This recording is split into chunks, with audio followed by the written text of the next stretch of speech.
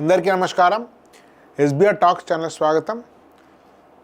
చాలామందికి ఉండేటువంటి సందేహం ఏంటంటే ఈ సిఎస్సి స్పెషలైజేషన్స్లో ఏమైనా తేడాలు ఉంటాయా, ప్లేస్మెంట్స్లో డిఫరెన్స్ ఉంటుందా, ఈ ఏఎంఎల్కు సిఎస్సికి తేడా ఉంటుందా, ఇట్లాంటి అనేక విషయాలపై సందేహం ఉంది. అందుకని ప్రతి స్పెషలైజేషన్ సంబంధించినటువంటి ఒక ప్రొఫెసర్ తోటి మనం ఇంటర్వ్యూ చేస్తున్నాం. ఆ పరంపరలో భాగంగా హైదరాబాద్లో పెద్దగా ప్రచారం లేనప్పటికీ అద్భుతమైనటువంటి కాలేజీలో ఒకటైనటువంటి ఏఎస్ ఇంజనీరింగ్ కాలేజ్ యొక్క హెచ్ఓడి ప్రొఫెసర్ కవిత గారితో మాట్లాడి మనం విషయాలను లోతుగా తెలుసుకుందాం. నమస్కారం మేడం. మేము ఇప్పుడు మీది ట్రెండింగ్, మీ సబ్జెక్ట్ అంతా కూడా ట్రెండింగ్. అందరూ ఇవాళ రేపు ఆర్టిఫిషియల్ ఇంటెలిజెన్స్ చదువురాని వాళ్ళు కూడా మాట్లాడుతున్నారు. ఏఎంఎల్ ఇవన్నీ కామన్ వర్డ్స్ అయిపోయినాయి. అవి పెద్ద అదేదో చదువుకునే వాళ్ళు కదా, వాటి గురించి తెలియదు మాలాంటి వాళ్ళకు కూడా, కానీ అవి దాని గురించి మాట్లాడుకుంటున్నారు. ఏంటి ఇప్పుడు మీలాంటి మీ గ్రూప్ అంటే ఏ ఆర్టిఫిషియల్ ఇంటెలిజెన్స్ వచ్చి అందరు జాబ్స్ తొలగించేస్తున్నాయట, మీలాంటి వల్ల ఆర్టిఫిషియల్ వచ్చిందని ఎంతవరకు నిజం ఇది? జాబ్స్ తొలగించడం అనేది జరగదండి. యాక్చువల్లీ ఏంటంటే మనకి జాబ్ ఈజీగా చేస్తుంది మెషిన్, అంతే. దాని జాబ్స్ ఏం పోవు, కొత్త జాబ్స్ సృష్టిస్తుంది. అది టెంపరీగా కొంచెం అయినా కూడా తర్వాత అయితే వస్తాయి. అంటే ఇప్పుడు మనము సపోజ్ మీరు ఆలోచించండి, ఒకప్పుడు మనం పని మనిషిని పెట్టుకునే వాళ్ళం ఫ్లోరింగ్ తుడవాలి అని అంటే, ఇప్పుడు ఒక ఏఐ బేస్డ్ మెషిన్ ని కొనుక్కుంటున్నారు అందరూ. అవునా? మా ఊరి దాకా రాలేదు, ఇంకా హైదరాబాద్ రావచ్చు. ఫ్లోర్ క్లీన్ చేయాలంటే ఎంత అవుతుంది మేడం కాస్ట్? ఎంత అవుతుంది? మా మిసెస్ చెప్తాను. దాని కాస్ట్ ఒక 30,000 దాకా ఉందండి. బోస్ కంపెనీ వాళ్ళు చేసింది మాత్రం వర్క్ అవుతాం. మీరు వాడారా? నేను మా ఫ్రెండ్స్ వాళ్ళు వాడుతున్నారు.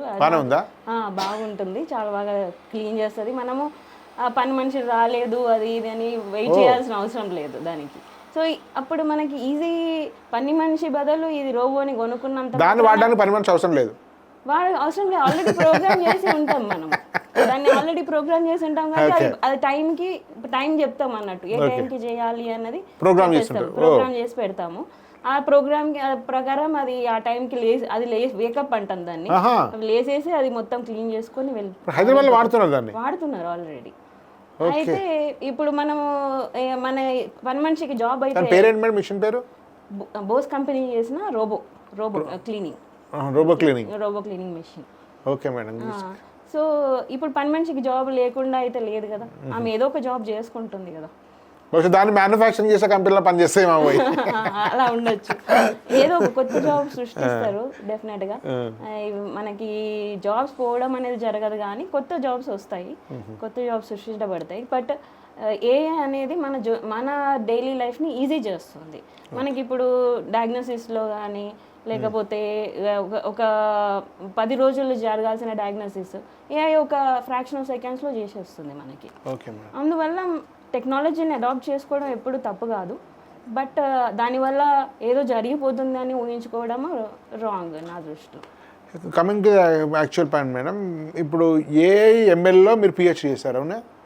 నేను పిహెచ్డి చేసింది రిలేటెడ్. అవునండి, సిమిలర్. మీరు ఇక్కడ హెచ్ఓడి మాత్రం ఏఐఎంఎల్. అవునండి. ఈ ఏఏ అర్థం కావట్లేదు మాలాంటి వాళ్ళకు. ఇలా ఏఐఎంఎల్ వేరే ఉంది, ఏఐడి వేరే ఉంది, సిఎస్సి ఏఐ వేరే ఉంది. ఇప్పుడు ఉదాహరణకు నేను 4-5 కోర్సు విన్నాను మేడం. దీనిలో ఐఐటి హైదరాబాద్లో ఏఏ ఉంది, ఓన్లీ బీటెక్ ఏఏ. అనేక కాలేజీల్లో సిఎస్సి ఏఐ ఉంది, కొన్ని కాలేజీలో సిఎస్సి ఏఐడి ఉంది, కొన్నిట్లో ఏఐఎంఎస్ సిఎస్సి ఏఎంఎల్ ఉంది, కొన్నిట్లో ఓన్లీ ఏఎంఎల్ ఉంది, కొన్నిట్లో ఓన్లీ ఏఐడి ఉంది. ఏఐ పేరుతో ఒక 5-6 రకాల వేరియేషన్. ఏంటి వీటి మధ్య డిఫరెన్స్? ఏంటి డిఫరెన్స్ అంటే ఓవరాల్గా గ్లోబల్గా చూస్తే అది ఆర్టిఫిషియల్ ఇంటెలిజెన్స్. దాంట్లో ఒక డేటా సెట్ మీద మనం వర్క్ చేస్తే దాన్ని డేటా సైన్స్ అంటాం. Okay, artificial intelligence data base మీద పనిచేస్తే ఆర్టిఫిషియల్ ఇంటెలిజెన్స్ చాలా రకాలుగా ఒక డేటా సెట్ మీద వర్క్ చేసి మెషిన్స్ మీద పనిచేసి ప్రోడక్ట్ని తీసుకురావడాన్ని మనం ఆర్టిఫిషియల్ ఇంటెలిజెన్స్ అంటాం. కానీ ఓన్లీ డేటా సెట్ని తీసుకొని దాన్ని ఎట్లా దాని మీద ఇంటెలిజెన్స్ని డెవలప్ చేయడంని డేటా సైన్స్ అంటాం మనం.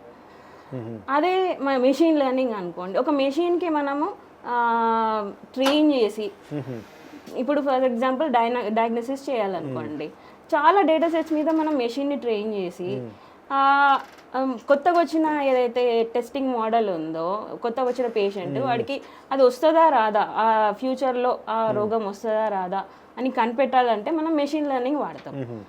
అసలు అలా రాకుండా చేయాలి, ఫ్యూచర్లో ఎప్పటికీ రాకుండా చేయాలి అని అంటే మనం ఒక ఆర్టిఫిషియల్ ఇంటెలిజెన్స్ డెవలప్ చేస్తామన్నమాట.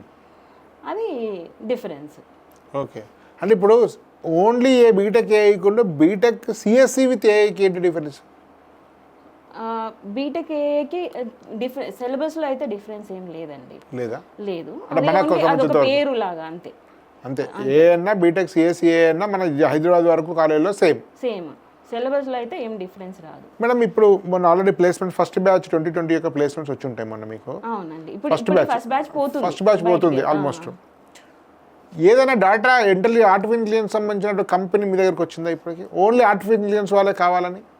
ఓన్లీ ప్రజెంట్గా అయితే ఆర్టిఫిషియల్ ఇంటెలిజెన్స్ జాబ్స్ ఎలా ఉన్నాయంటే 10 years ఎక్స్పీరియన్స్ ఉన్న వాళ్ళు, 13 years ఎక్స్పీరియన్స్ ఉన్న వాళ్ళని అడుగుతున్నారు కంపెనీ. ఓకే, ఫ్రెషర్స్ తీసుకోవట్లేదు ప్రజెంట్గా అయితే వీళ్ళు కూడా స్టార్ట్ చేయాల్సింది ఫస్ట్ బేసిక్స్ నుంచే స్టార్ట్ చేసి తర్వాత ఎక్స్పర్టైజ్ అయిన తర్వాతనే ఓన్లీ ఏఐ వాళ్ళని. సో నార్మల్ సాఫ్ట్వేర్ ప్రోగ్రామర్గా తీసుకొని వాళ్ళు ఆఫ్టర్ సమ్ టైమ్ షిఫ్ట్ అవుతారు. డైరెక్ట్ కంపెనీ మీ దగ్గరికి వచ్చి ఇప్పటికిప్పుడైతే మాకు ఆర్టిఫిషియల్ ఇంటెలిజెన్స్ కావాలి అనేది తీసుకో అంతే కదా మేడం. వాళ్ళకి చాలా ఎక్స్పీరియన్స్ వస్తే కానీ తీసుకోవట్లేదు. ఇప్పుడు ఏ అయినా ఏఎంఎల్ అయినా సిఎస్ అయినా పోయేది ఒకటే కంపెనీ, ఒకటే జాబ్, ఒకటే పే స్కేల్, అంతేనా మేడం? అవునండి, అవును. ఇప్పుడు నేను మీ ఇద్దరు వారితో మాట్లాడాను, సిఎస్సి ముగ్గురితో మాట్లాడాను మీ డిపార్ట్మెంట్ అదర్ స్పెషలైజేషన్స్. వాళ్ళ పర్సెంటేజ్ 75% ప్లేస్ అయ్యారన్నారు. అవునండి. మీ దాంట్లో ఎంతమంది ప్లేస్ అయ్యారు మేడం? మా దాంట్లో కూడా 70% ప్లేస్ అయ్యారు. సో ఓవరాల్గా మీకు ఎవిడెన్స్ ఏం చెప్తుందంటే ఏ స్పెషలైజేషన్ తీసుకున్నా కూడా సేమ్ పర్సంటేజ్ ఆఫ్ ప్లేస్మెంట్స్ వస్తున్నాయి, సేమ్ పర్సంటేజ్ ప్యాకేజ్, ఎలాంటి డిఫరెన్స్ లేదు అని మనం అనుకోవచ్చు. కానీ మన ఆప్షన్స్ పెట్టాలి మనకి ఎలాంటి డిఫరెన్స్ లేకపోయినా కూడా. ఒకవేళ ఫ్యూచర్లో ఏఐ బేస్డ్ జాబ్స్ అనేవి చాలా క్రియేట్ అవుతాయి ఫ్యూచర్లో. దానికోసం అని చెప్పేసి స్పెసిఫిక్గా ఏఐలో చదువుకుంటే మనకి అడ్వాంటేజ్ అవుతుంది. మేడం ఒకవేళ మీ పిల్లలు, మీ బంధువుల పిల్లలు ఎవరైనా ఉన్నారనుకుంటూ ఇంటర్మీడియట్ అయిపోతుంది, ఎంసెట్ వెబ్ ఆప్షన్స్ పెట్టాలి, మీరు ఇవన్నీ స్పెషలైజేషన్లు ఏ ఆర్డర్లో పెడతారు? నేను నా చైల్డ్కే పెట్టాలి అనుకుంటే నేను ఫస్ట్ ఏఎంఎల్ పెడతానండి. ఏఎంఎల్ పెడతాను, మీ బ్రాంచ్ అని పెట్టుకుంటారా నిజంగా? నా బ్రాంచ్ అని కాకుండా ఈ ఫ్యూచర్ మొత్తం ఏఐ అవ్వబోతుంది. మనము ఆర్టిఫిషియల్ ఇంటెలిజెన్స్ లేనిది మన హ్యూమన్ సస్టైనబిలిటీ అనేది లేకుండా అవ్వబోతుంది అన్నట్టు. సో దాంట్లో ఎక్స్పర్టైజ్ నాకు నా అబ్బాయి కానీ నా అమ్మాయి కానీ దాంట్లో ఎక్స్పర్టైజ్ ఉంటే నాకు మంచిదే. అట్లీస్ట్ పరిచయం అవుతాయి బీటెక్లో దాంట్లో వర్క్ చేయడం వల్ల ఆయనకి ఎప్పటికీ జాబ్ అనేది సెక్యూర్డ్గా ఉంటుంది అన్నట్టు. ఏఐడి కంటే ఏఎంఎల్ బెటరా? రెండు ప్యారలల్గానే పోతాయండి. అది లేకుండా ఇది లేదు, ఇది లేకుండా అది లేదు. డేటా సైన్స్ కూడా ఉండాల్సిందే ఏఐకి. డేటా సైన్స్ వాళ్ళకు కూడా ఫర్దర్గా ఏఐడిలో ఏఎంఎల్ ఏది ముందు పెట్టుకోమంటారు? ఫస్ట్ ఏఎంఎల్ బెటర్, ఎందుకంటే అది vast opportunities. Okay okay. DS లో కొన్ని ఆపర్చునిటీస్ ఉంటాయి అన్న. ఓకే, అది ఎక్కువ వాస్ట్. అందుకే ఏఎంఎల్ ఎవరు అడిగినా కూడా ఏఎంఎల్ అంటున్నారు. సో ఫస్ట్ సిఎస్సి ఏఎంఎల్ పెట్టుకుంటారు, నెక్స్ట్ టైం పెట్టుకుంటారు మేడం? నెక్స్ట్ డేటా సైన్స్ అండి. సిఎస్సి డేటా సైన్స్ కానీ ఎవరికైతే మ్యాథమెటిక్స్ చాలా స్ట్రాంగ్ ఉందో. మన దగ్గర ఓన్లీ డేటా సైన్స్ లేదులేండి. హైదరాబాద్లో ఎంసెట్ సంబంధించిన వరకు ఓన్లీ సిఎస్సి డేటా సైన్సే ఉంది, సపరేట్ అవి లేవు. Only data science. ఏఐడి ఉన్నట్టుంది కొన్నిట్లో, సిబిఐటీలో కూడా. సెకండ్ సిఎస్సి డేటా సైన్స్ పెట్టుకుంటారు, డేటా సైన్స్ కానీ ఏఐడి కానీ whatever it is data సైన్స్తో సంబంధించి పెట్టుకుంటారు. Third ma'am? థర్డ్ సిఎస్సి పెట్టుకుంటారు. ఫోర్త్ వచ్చేసి ఈసీ వస్తుందండి. మేడం జయభారతి మేడం మిమ్మల్ని ఊరుకోరు కూడా పెట్టుకుంటారు. సిఎస్సి ఐటీ సేమ్ అండి. సిఎస్సి ఐటీ రెండు ప్యారలల్ సిఎస్సి అనుకుంటారా? సో ఇది సైబర్ సెక్యూరిటీ కొంచెం లాస్ట్ పెట్టుకుంటారా? సైబర్ సెక్యూరిటీ మన కాలేజ్లో లేదు, బట్ అది సైబర్ సెక్యూరిటీ ఎలాగో అన్ని బ్రాంచెస్ వాళ్ళు నేర్చుకుంటారు. కొంచెం ఉంటే కొంచెం లీస్ట్ ప్రిఫరెన్స్ దీనికంటే. IoT ma'am? IoT cyber security IoT ఏది better? IoT is better. Cyber security కంటే ఐఓటీ ఇస్ బెటర్.